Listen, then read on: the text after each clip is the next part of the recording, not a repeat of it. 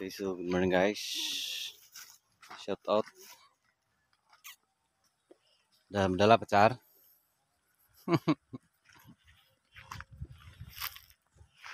So, practical tips. Natangan guys, 12 harvest ng ating ampalaya. Thank you Lord. Mas marami. Based sa previous. No? So, real talk saka practical tips dito sa farming.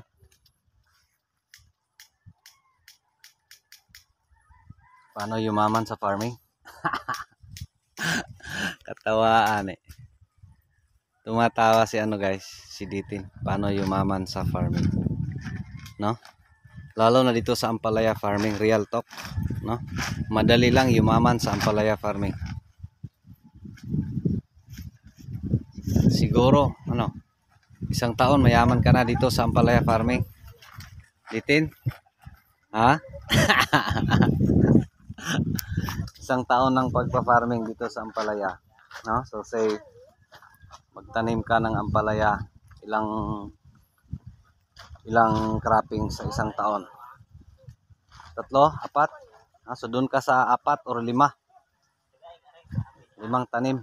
So maximum 6 na tanim dito sa ampalaya. Yayaman at yayaman ka talaga. Milyonaryo ka dito sa ampalaya farming. No? Paano maging milyonaryo sa ampalaya farming? Again, this is real talk. No? Madali lang yumaman sa ampalaya farming. Paano? No? So kailangan sa 5 straight na taniman mo, maganda yung tanim mo. Kailangan sa isang taon o nagtanim ka ng 5 beses, maganda yung harvest mo. No? May ganun ba? Sige, kaway-kaway sa mga ampalaya farmers dyan. Ay nako. No? Ito kasi guys, yung mindset ng mga tao, ang dami mong pera pag marami kang harvest. No? And that's real talk. No?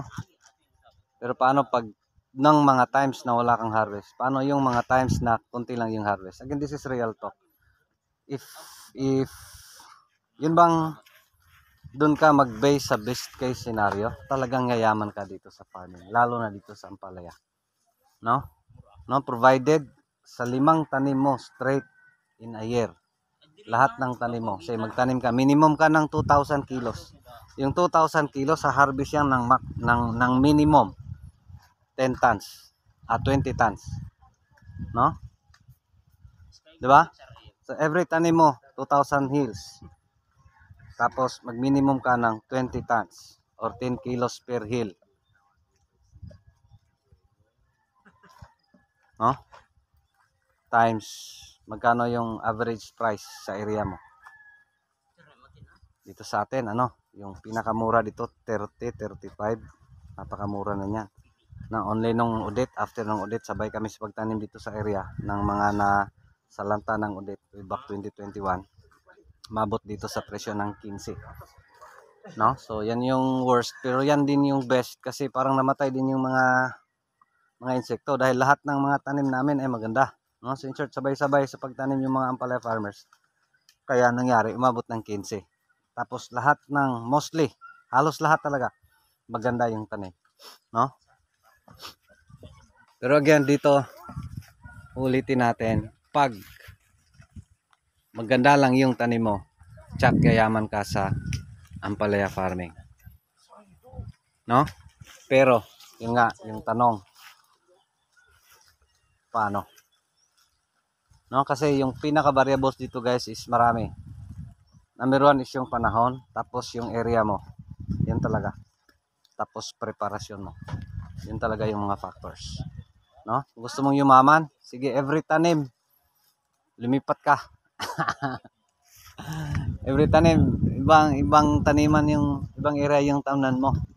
No? Kasi mas mahaba yung chance na maging okay yung tanim mo. Sige nga, mag-comment yung mga expert dyan sa ampalaya farming. No? Ano yung mga experiences ninyo? No, again, this is real talk.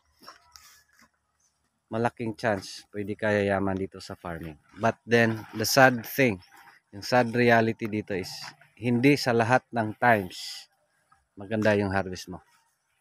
Hindi sa lahat ng times okay yung pananim mo. Kasi daming konsiderasyon. Shoutout Joseph Tancia ng Compostela, Davao. Na doon sa Davao de Oro, guys. Grabe yung baha sa kanila. Shoutout, sir. So, ingat-ingat tayo dyan. Mga kaibigan natin from Davao. No? So grabe doon, landslides, baha, yung mga pananim nila, wala. No?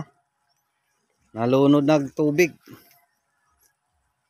So yan yung worst. Kasi di natin, dito guys sa farming, pag kontrolado natin yung environment, siguro mayaman na tayo. No? So dami kasing variables, maliban doon. Yung market, no? Kasi ganito kasi yun sa farming. Pag maganda yung mga tanim, halos lahat, maganda yung tanim, so tsak, yung presyo ay pangit. Di ba? The best, pag maganda yung tanim mo, tapos ikaw lang yung may magandang tanim, tapos yung kapit taniman mo ay pangit, tsak, jackpot ka sa presyo. No? Otherwise, yan yung mangyari. No? Tutob ka ditin. No, so yan yung real talk natin. Again, madali lang yumaman dito sa Ampalaya Farming. Provided lahat ng tanim mo. Yun nga, sasabihin natin. Tanim ka ng 2,000 every taniman mo. In 5 consecutive tanim in a year. No, so say doon tayo sa 20 tons minimum. Kasi maganda lahat yung tanim mo. So 5 taniman times 20 tons. Meron kang 100 tons. No? Tapos dun ka sa average magkano? 40, 50. No? So if doon ka sa 40, ilan na yun? 4 million. That's in a year. 'Di ba? Pag doon ka sa 55 million in 1 year. So maging millionaire ka dito sa Ampalaya in 1 year. Again, ulitin natin, provided maganda yung tanim mo. Pero that's not the real case dito sa farming, maski sa kahit anong gulay, no? So sa again, this is real talk para dun sa mga baguhan, no? Of course, para din sa mga bang nakita nila na oy, ang yayaman mo dahil marami kang harvest. Pero di yun yung real na pangyayari kasi napakaraming variables, no? Only sa atin dito di nyo makita yan na ganon kasi pinapakita natin maliit, marami, konti, pangit, maganda, pinapakita natin yan, no? Pero pag pinapakita mo lang yung magandang harvest mo, tsak, yung mga tao sasabihin ka ang yayaman niya. Bakit? Pinapakita mo lang yung magandang harvest mo. Di nila alam yung mga pangit at wala kang harvest, no? Mayaman na ba tayo? Mayaman sa utang, di pa nga tayo nakabayad nito sa ating pre-selling, no? Pero again, laban lang at saka patuloy lang. Yan yung buhay natin dito sa farming, sa pagpa-farming. Hindi sa lahat ng times tatama, hindi sa lahat ng times maganda yung tanim mo. Pero again, in my experience dito sa Ampalaya Farming, pag buhay lang yung puno, may bunga. No?